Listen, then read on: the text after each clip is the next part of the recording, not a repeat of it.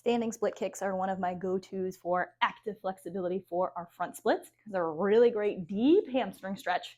It's the muscles in the back of the leg for the leg in the front of the split, as well as a strengthener for our glutes and technically a little bit of a stretch for our hip flexors for that leg that's behind us in a front split. For this exercise, it's going to look a little different for everybody depending on their current flexibility level. I suggest starting with yoga blocks. Our starting position is going to be in some kind of a tabletop forward fold with blocks under our hands on the tallest height setting.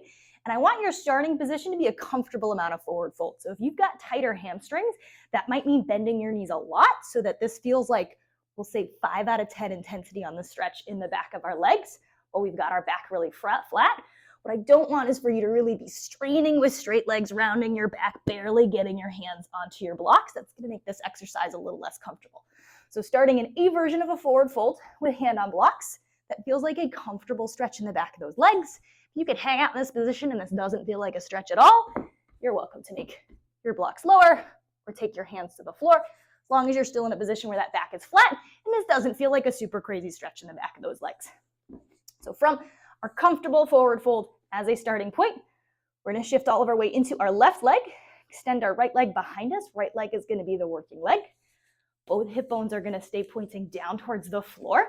As we lift that right leg as high as we can, this is going to be squeezing our right glutes, that right butt cheek, as we lift that heel up towards the ceiling, lower it down to the floor with control. Lifting that leg as high as we can, dropping on down.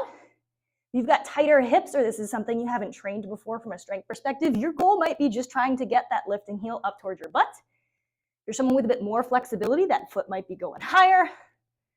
You've got a lot of flexibility. You might be kicking that leg all the way towards the ceiling, really squeezing that butt cheek as you fold forwards. Whichever version you do, make sure both hip bones are pointing towards the floor. What we don't want to happen is for that right hips to start to lift as we're lifting that leg up. We're going to square both of our hips, point them down towards the ground, like headlights. Aim for 8 to 12 lifts on each leg.